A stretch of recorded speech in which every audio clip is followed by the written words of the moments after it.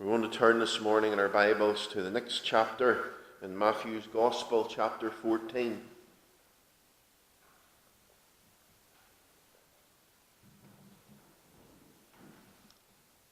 Matthew 14, reading the first 11 verses.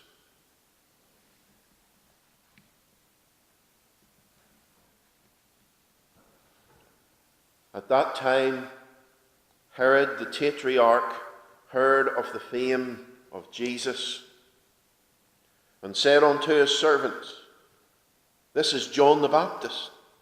He is risen from the dead, and therefore mighty works do show forth themselves in him.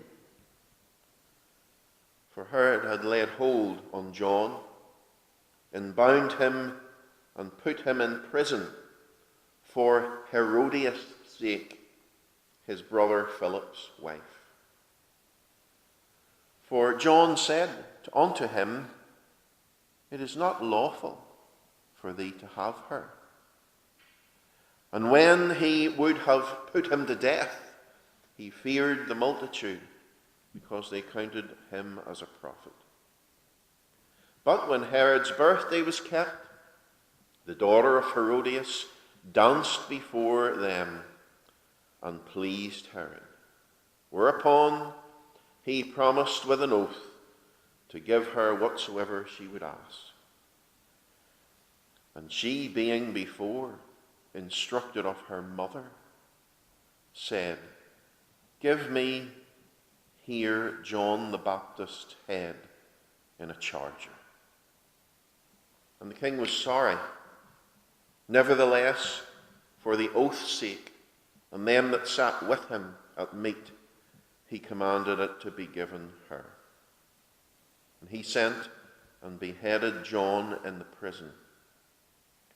And his head was brought in a charger and given to the damsel, and she brought it to her mother. Amen. And the Lord will bless the reading of that portion of his inspired word. In this section of Matthew's Gospel is recorded the murder of John the Baptist. John the Baptist was not executed. He was not tried by any court. There was no trial. He broke no laws. And yet he is murdered, because that's the proper word for unlawful killing of anyone. He was murdered because of a hate-filled, revengeful woman and a foolish, fearful, tyrant king. The verses 1 and 2 of chapter 14 begin by telling us this. At that time, Herod the Tetrarch heard of the fame of Jesus. And he said to his servants, This is John the Baptist. He is risen from the dead, and therefore mighty works do show forth themselves in him.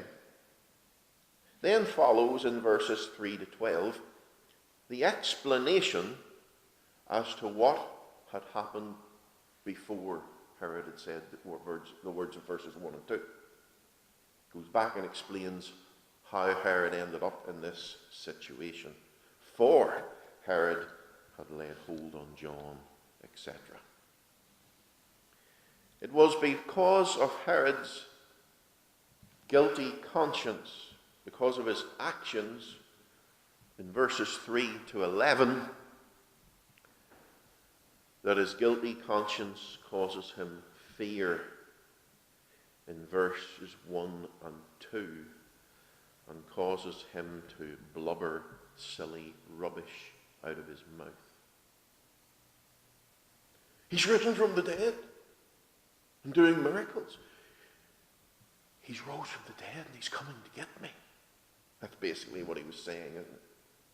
The man he'd murdered. And what led to all this? Herod's guilty conscience. because he knew he'd done wrong. And that led to his foolishness in thoughts and words. And you know this story, don't you? Because you've read your Bibles. You could divide the passage in many ways. I'm dividing it in this way. Here in this section of Scripture, we have three types of people. Three types of people. Three personalities. All of which have same types of people, similar personalities, are alive and well on planet Earth today, 2,000 years later. There are 3 points in the passage. I only got the first one done. You'll probably understand as we proceed why. But there are 3 people in the passage are these. Number 1, we see in this passage the fearful, perverse, foolish, tyrant, stroke, politician. Secondly, we see the twisted, revengeful woman. And thirdly, we see the faithful witness. Firstly,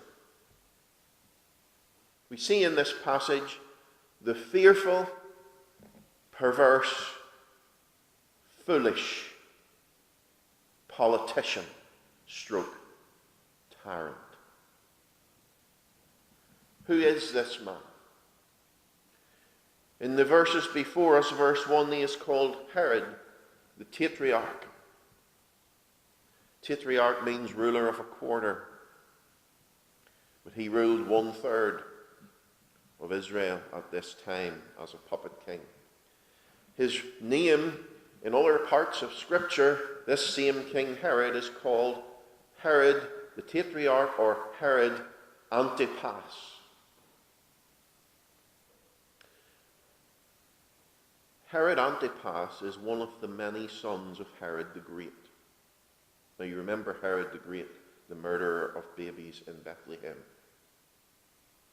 This is one of his sons, Herod Antipas. When Herod the Great died, his lands were divided by the Romans, who were the rulers of this whole area. His lands were divided into 3 regions, and one of those regions was given to Herod Antipas. He was the ethnarch, is what the ruler was called, of Galilee and Perea. Another of the regions was given to Archelaus, his brother, and another of the regions was given to Philip, a third of his brothers. These 3 men were all Herod the Great's sons. So 3 brothers from Herod the Great are the puppet kings of Israel, all under the authority of the Roman governor Pontius Pilate. Now Herod Antipas, Herod the Tetrarch of Matthew 14, was a very wicked man. It is this king who Jesus Christ calls the fox. In Luke's Gospel, chapter 13, verses 31 and 32, the Pharisees come to the Lord and they say, Herod's going to kill you. And Jesus turns around and says to them, go and tell that fox, blah, blah, blah, I'm doing this, I'm doing that, and I'm doing the other. Go and tell that fox, that sly creature. Herod Antipas is the only man in the whole of the New Testament to whom Jesus didn't and wouldn't say a word. Jesus had no sermon for this man. There was no offer of the gospel for this man. Jesus never said to him, come unto me, or believe in me, Herod Antipas. No. This is the man to whom even Jesus Christ refused to speak. Because it was before Herod Antipas that Pilate sent Jesus after the scourging in the purple robe and the crown of thorns. It was this man, Herod Antipas, Herod the Tetrarch, who wanted to see a magic trick. He wanted to be amused by the condemned man, Jesus. So he was most certainly, as my first and only point in the sermon says, a fear-filled, perverse, foolish tyrant.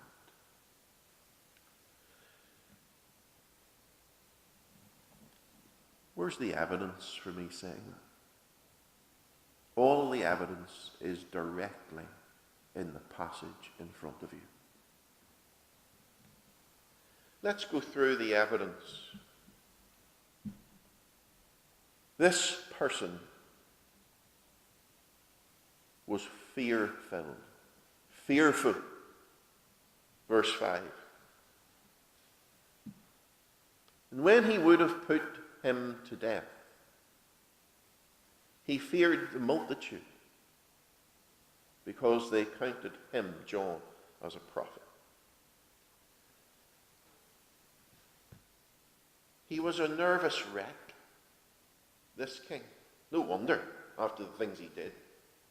After imprisoning John the Baptist, he would have executed John the Baptist, but what stopped him? He was afraid of the people that he ruled over. One commentator says, what a miserable prince, who fears more to offend people than to sin against God by shedding innocent blood. He feared the people. He was a fear-filled, nervous man, Herod Antipas.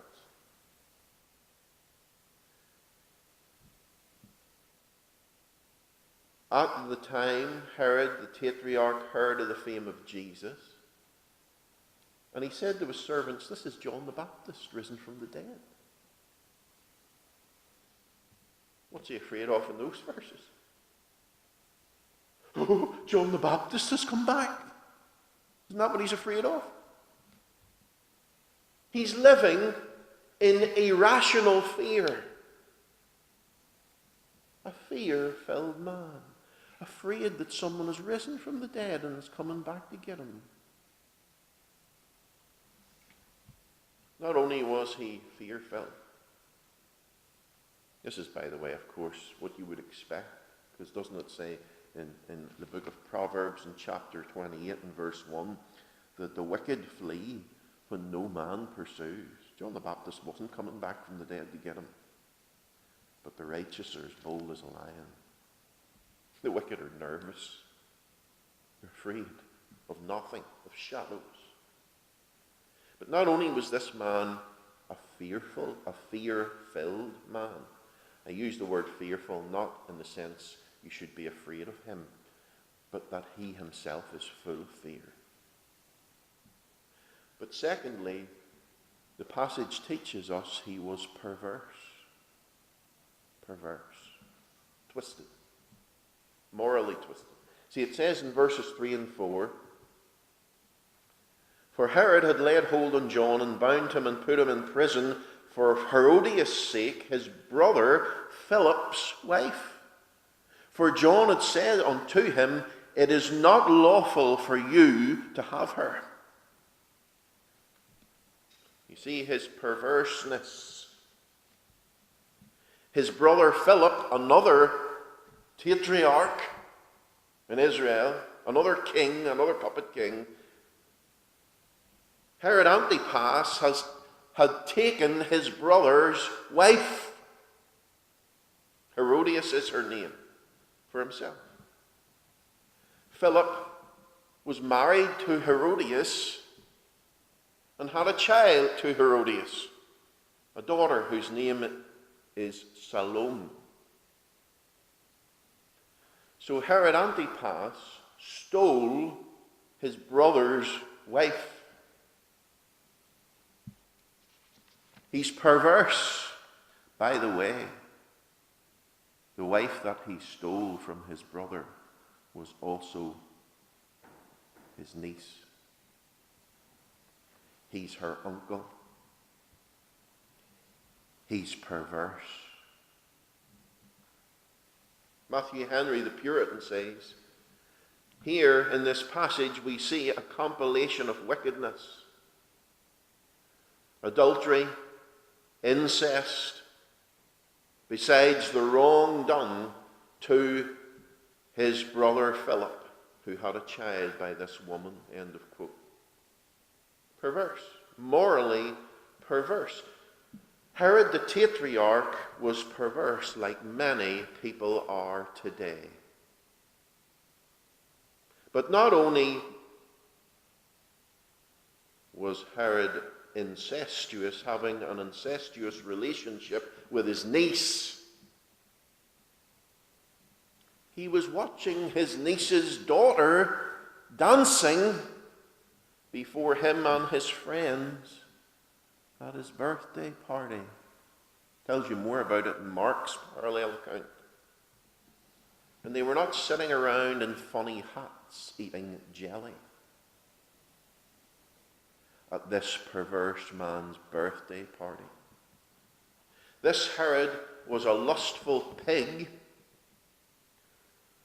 simply from the evidence of his life and his actions. Morally depraved and murderous.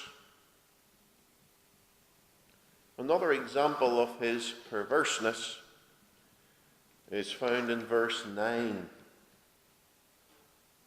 His perversity of mind. You see, when someone is perverted, it's not only seen sexually and morally in their disregard for human life, but it's also seen in perverted logic, how they think.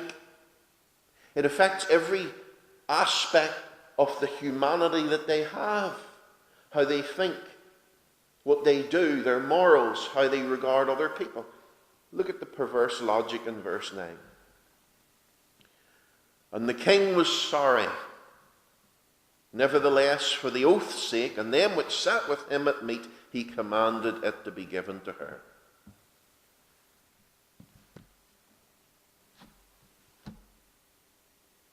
He cut off a man's head for the oath's sake.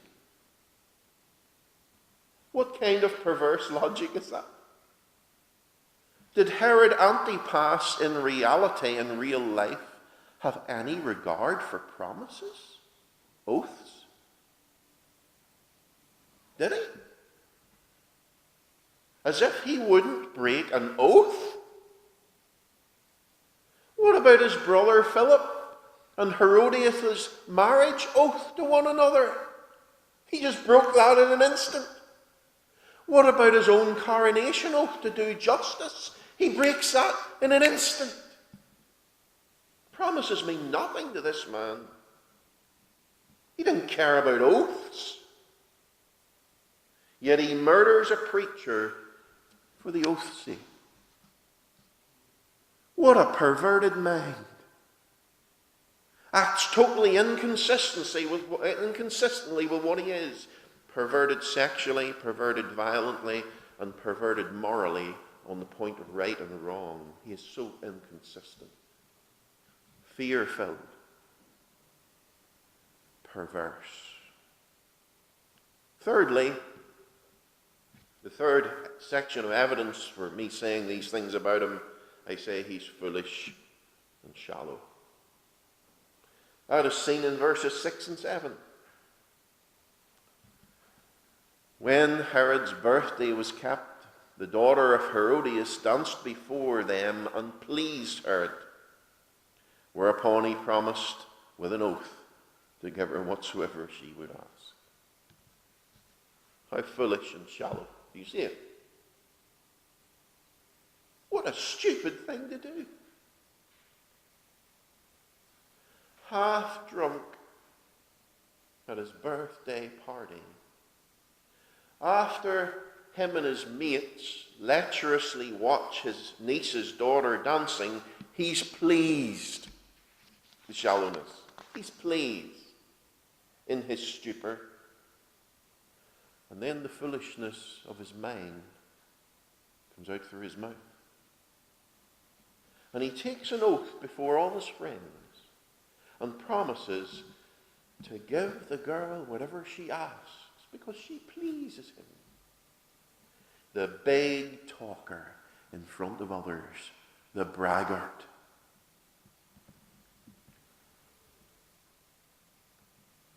And then he's caught in his words, isn't he?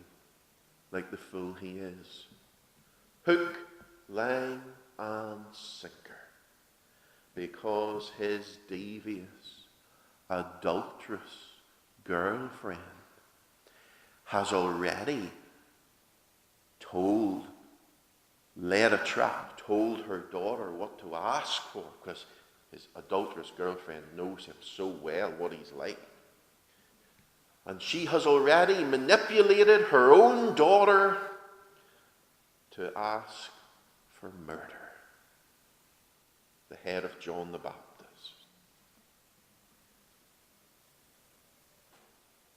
David Brown, one commentator, says, those in whom passion and luxury have destroyed their self-control in a capricious moment say and do that which in their cooler moments they will bitterly regret.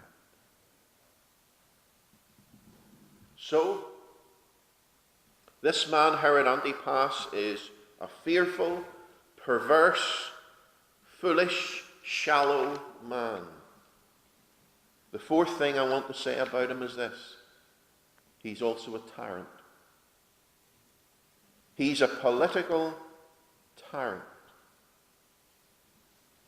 You see, when people fear the government, what you then have is tyranny. Herod was a typical tyrant. He ruled by fear and force. Where is the justice in his actions? There virtually is never any justice in the actions of a tyrant, and we can see that here in the passage, can't we? No justice, just do whatever is convenient at the time. Let us ask a few questions of the passage. Why is John the Baptist in prison? By the way, he was probably in prison, their commentators reckon, and it's right, about a year he's been locked up in a dungeon. Why is he in prison? Verses 3 and 4, why is he in prison? What law has he broken?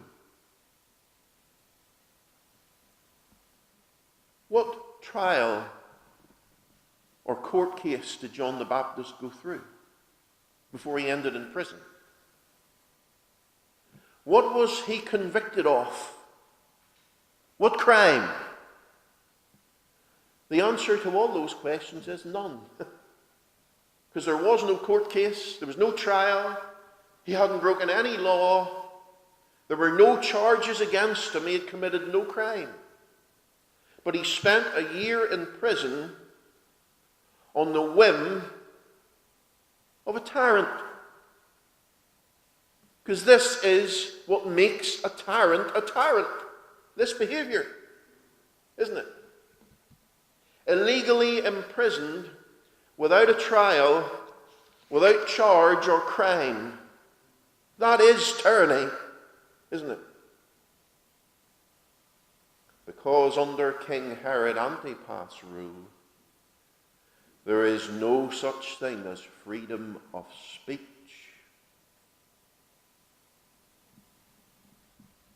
There is no such thing as liberty of conscience. The only person who has freedom of speech and liberty of conscience is Herod himself. That is what tyranny is. John the Baptist speaks. That's all he'd done. He said, adultery is wrong. Wife stealing is wrong. It is not lawful for you to have your brother's wife. Incest is wrong. It is not lawful, verse 4. And because he speaks the truth, because he calls sin, sin, he's imprisoned without trial, without crime, by a tyrant for his words. Herod Antipas is the perfect example of tyranny. Imprisoned for words. Imagine that. 20 years ago, we would have thought it horrendous. Now we have people in the United Kingdom who are imprisoned by our government for words. This is the epitome of tyranny. No freedom of speech under King Herod. False imprisonment without a court case. The death penalty for saying to the political elite, you're wrong. That's sin. That what you're doing is not lawful. You can't say sin is sin under King Herod's rule, you see. No freedom of speech. So there's the 4 sub-points of my 1 point in my sermon this morning. The fearful, perverse, foolish tyrant. And there's all the evidence to prove what I'm saying. He was afraid of shadows because he had a guilty conscience. He was perverse morally. He was foolish and shallow. And he was a tyrant. He was a dictator, unjust and pragmatic. Now, by way of application, does Herod remind you of anything or any people that you know on the news every day? Ah, yes. Let's not be naive, brethren. The very same characteristics are the British government, aren't they? The exact same.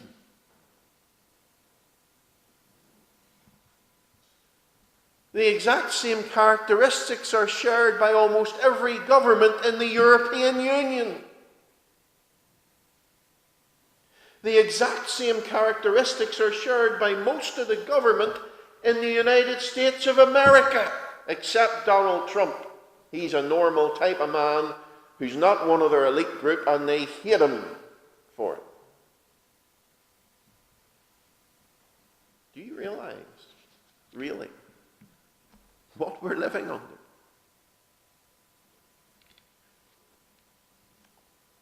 The governments of the Western world, the politicians are the same as Herod. Number 1, they are fear-filled. They're afraid. The people themselves, they are afraid. How many U-turns in policy has the British government done in the last 20 years? So many that even the secular press joke about it. Why so many U-turns from the British government on their policies in the last 20 years? Well, because they're trying to change and go with the flow, because they're afraid of any principles or strong decisions. They want to just go with the majority because they're afraid. They're a bunch of hand-wringers that make a decision and then wring their wee hands because they're not quite sure what to do next, aren't they? And it's so much so that this, have you read the secular newspapers recently? The government is a joke in the secular press. because of their fearfulness. Listen to what it said in the Daily Telegraph, British newspaper, on the 26th of September 2018, just last week. The article is an article all about why United Kingdom citizens, quote, can't stand the politicians that we have. Can't stand them. It gives a list of the characteristics of our rulers in the newspaper, the secular, non-Christian newspaper, saying the same thing as what I'm saying from King Herod in the Bible. This is what the Telegraph says. They are, quote, indecisive, which means they cannot make a decision and stick to it. Apart from we love gays, they stick to that. They are lacking real-world experience, says the newspaper. In other words, they're naive. They're living in a bubble. And our politicians, our rulers, quote the newspaper, are afraid to speak their mind. They're afraid to speak their mind. And the newspaper says, fourthly, they are devoid of colourful personal lives. In other words, they're boring and don't have a life. They're colourless, pathetic, paltry people that never say anything radical. Can't make a decision. And the newspaper ends, I'm just summarising, but this is the quote at the end. It summarises at the end, it says that our rulers, quote, they want to appear strong and decisive, but they are terrified of their own shadows. The newspaper makes one exception. The newspaper says, except for Nigel Farage, he's the only one that seems to have strong policies and is not afraid to speak his mind. And that's true. Fear-filled, full of fear, weaklings, just like Herod. But that's our government. Secondly, our government is perverse. Perverse. Now, what you expect at this point is for me to prove that, and you expect me to say, well, you just have to look at the laws that they've brought out on sodomy, on same-sex marriage, on transvestites, on sex change, and so on. I could easily do that, but I'm not going to do that. I'm going to do something else to prove that our government is every bit as perverse as King Herod. The Westminster child abuse cover-up. Oh. In our newspapers. Westminster child abuse cover-up. It's been exposed. The cover-up by the politicians and the Metropolitan Police. A large paedophile ring in Westminster that is frequented by our MPs. Perverse. Listen to this. I'm reading now from the secular press, by the way, of our country to prove our government is perverse. Many claims of late have come out involving sex crimes, involving prominent United Kingdom celebrities, businessmen, politicians, and now royals. Recent years have seen evidence come to light that confirms these heinous acts. The newest claims involve stories of pedophilia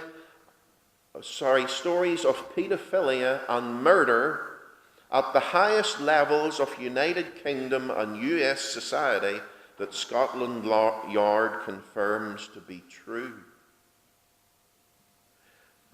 And then I miss a bit. Nick, which is a man reporting these things, one of them, went on to tell the BBC that children who were swept up into this VIP paedophile ring in Westminster were brutally abused and would be attacked if they did not obey the men who were holding them hostage.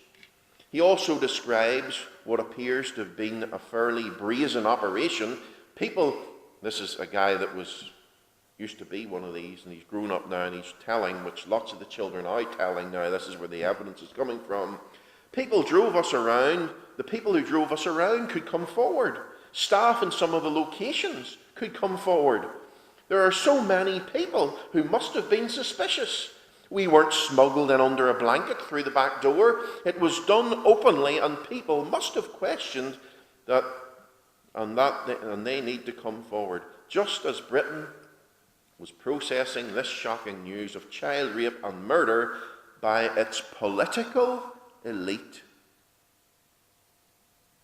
In January, Prince Andrew was also accused of having sex with a minor who alleges she was the sex slave of a billionaire. Well, you don't read that in the newspaper, sure you don't all the time. Wonder why not?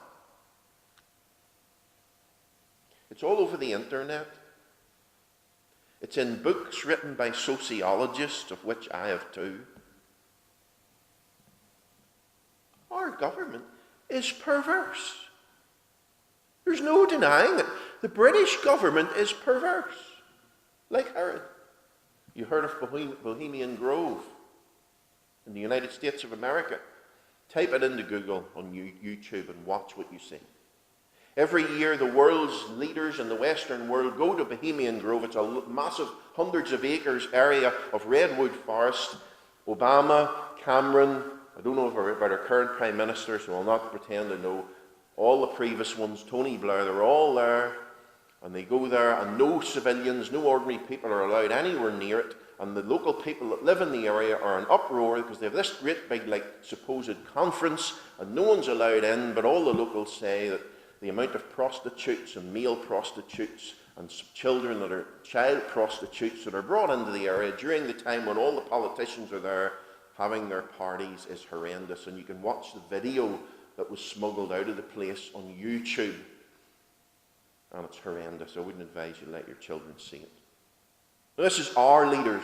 Mr. Cameron, Tony Blair, Barack Obama. Perverseness. All the world's elite.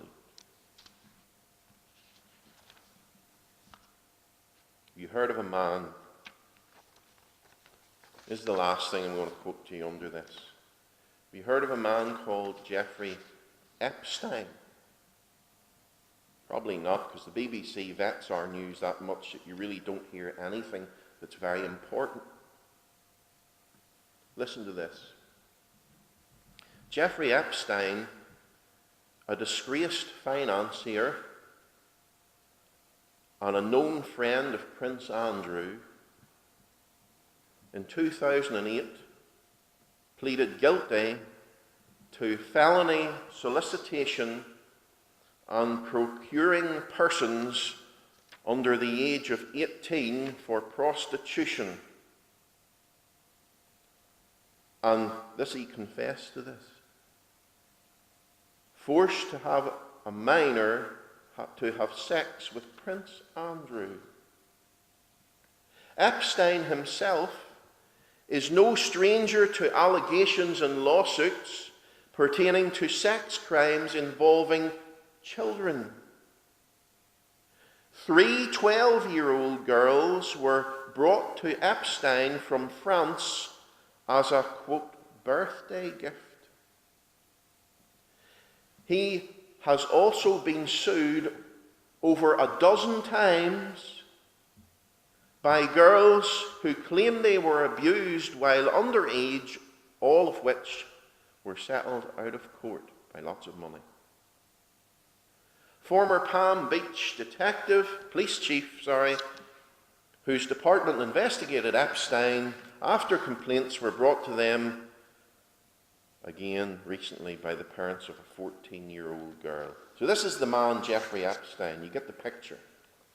A convicted paedophile, right? Now listen to the next bit.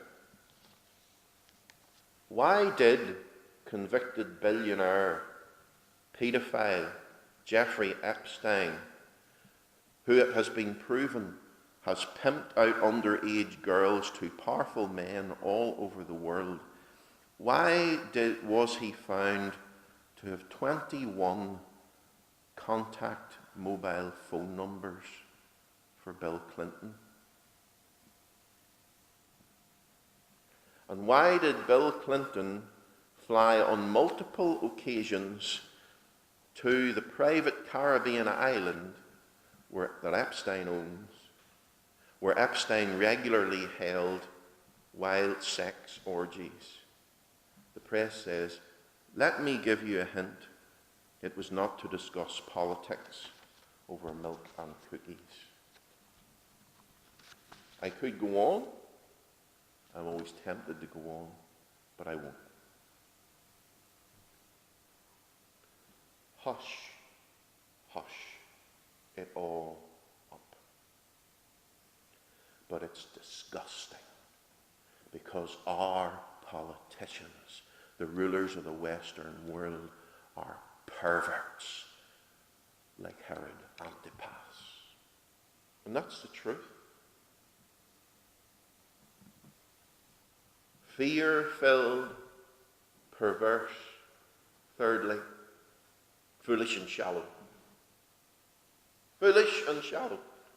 Now, I'm not going to spend long on these. Just listen to this. Need I say more? If you want to know how foolish the British government is, need I say more than this? Child support paid to thousands of children and tens of thousands of children in Poland and Eastern Europe. If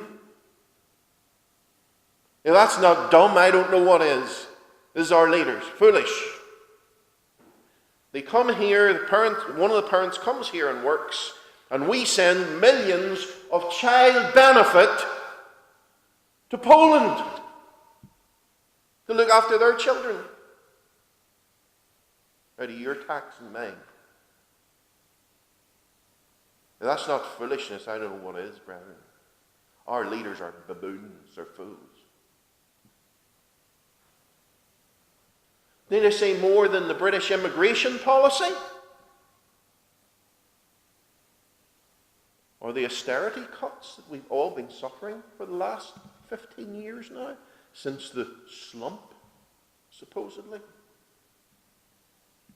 It's only citizens of the United Kingdom that have been suffering austerity cuts. Do you know that the British government, during the time that it's been cutting down on the infrastructure of our nation, and all our people have not got a pay rise, all the workers except the politicians, do you know how much that during that same time our foreign aid budget has doubled?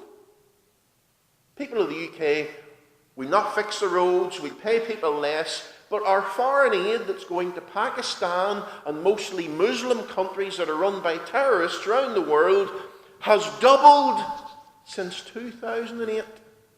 And our foreign aid at the minute is £14 billion per year.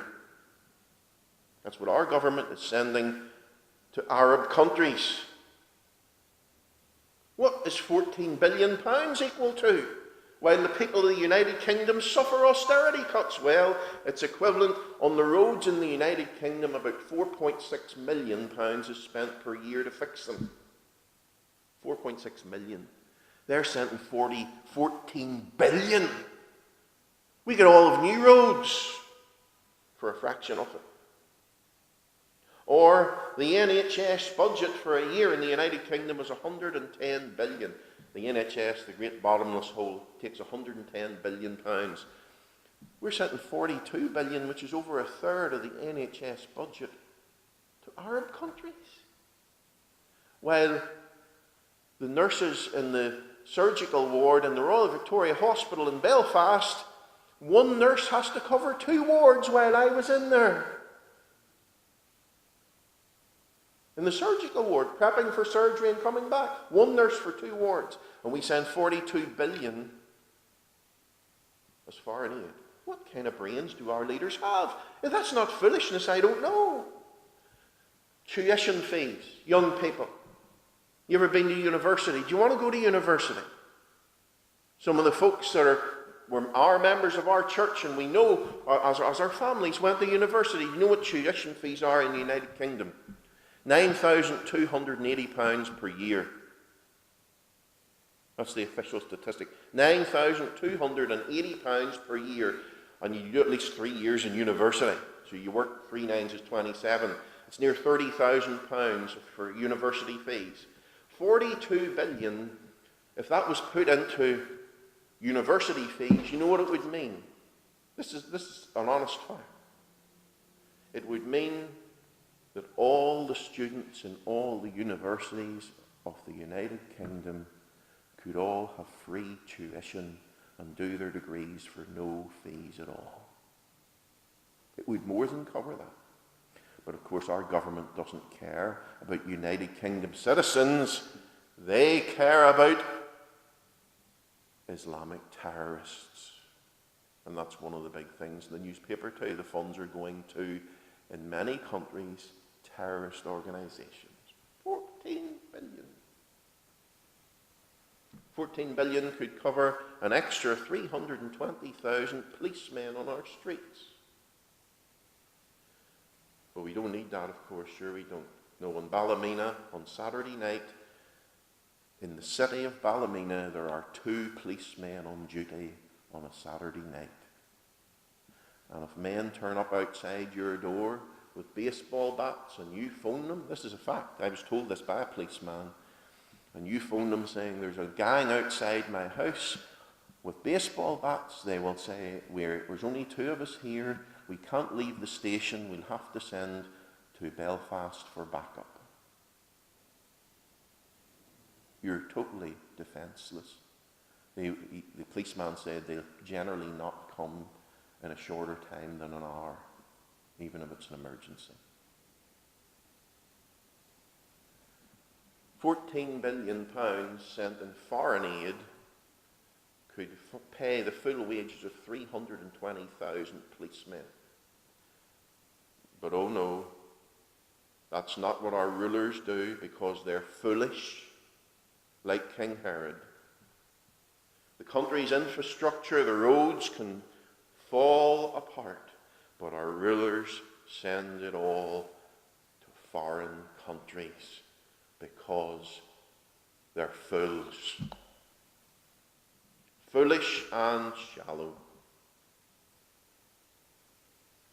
You know, if any private business was managed in the way that the British government manages money, and get into that much debt that they can't even pay off the interest, you know what happens to the managers of businesses? And you know what happens? They end up in prison. But not for the political elite. They can manage the country like the fools they are and change the rules to suit themselves. Full of fear, perverse, foolish. Lastly, the British government is a government of tyrants. Now, we don't have the death penalty. That's the only thing we don't have. But what about free speech?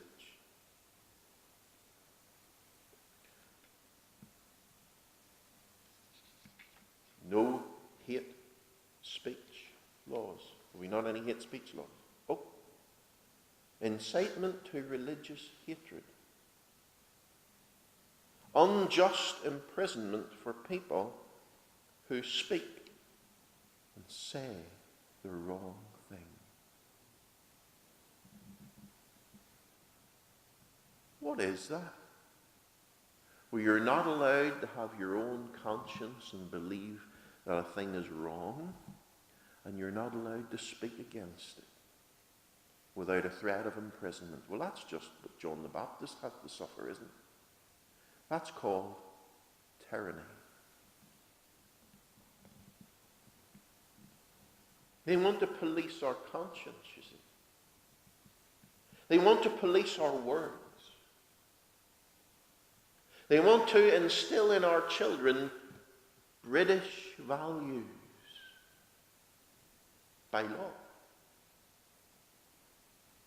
They want to enforce these things by criminal law. That means prison sentences. All this is nothing but the kernel of tyranny. The beginning of tyranny. So that's my first point. Fear-filled, perverse, foolish tyrant. We see him in Matthew chapter 14. King Herod Antipas. But I do say to you, can you see that the Herod syndrome is alive and well in Westminster, London? Fear-filled, perverse, foolish tyrants. What are we to do? We are to do what John the Baptist did. What did John the Baptist do? Falsely imprisoned, murdered because he spoke the truth. Because he called sin, sin. He said, this is unlawful. It's not right that you should have your brother's way. Well, we are not to change, brethren. We're not to change what we do to suit evil, wicked rulers or evil, wicked laws. We will keep speaking the truth, no matter what the consequences are, no matter. We will keep preaching the gospel, and we will call sin, sin, and we preach the gospel and say there is forgiveness of sins. John the Baptist didn't adjust his message to suit King Herod, and we will not adjust our message to suit the British government. And remember, after the darkness comes the morning. Do you think Herod Antipas got off? He didn't. You know what happened?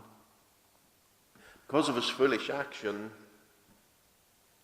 because of his adulterous relationship with his brother's wife, his brother Philip's wife, he made his brother Philip his enemy, obviously.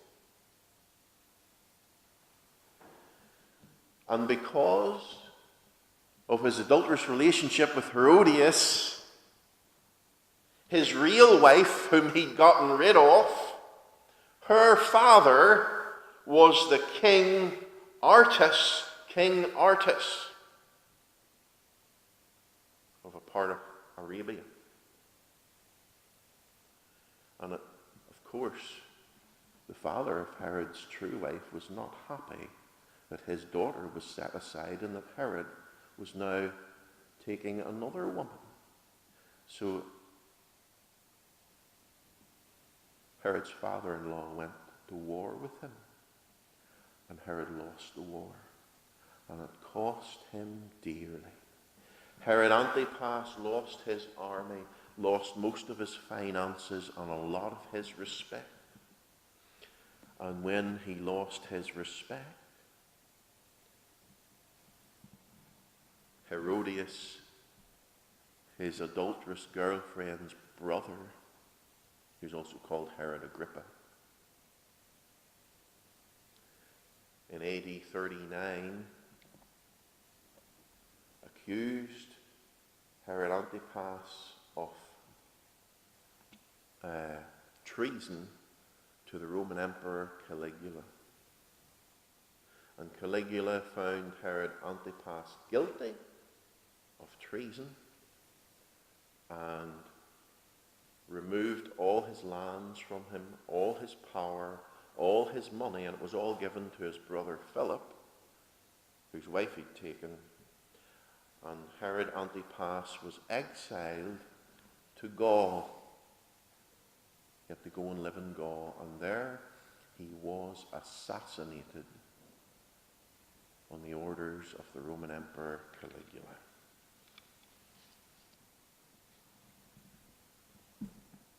And then what happened to him? Well, he appeared before the judge of all the earth and was found guilty of sin. and condemned to everlasting punishment and torment. And he is still in the fires of hell this morning, in agony. The man to whom Jesus refused to speak. What about you for your sin? All sin will be punished by the fires of hell. And for us, we have to preach the gospel to all sinners, don't we? So if you're not forgiven, don't end up like Herod Antipas. Come to Christ, turn from your sin and trust in him, because that is the only way to have the sins of your life dealt with and to end up in heaven instead of hell. Amen, and thank you for your attention.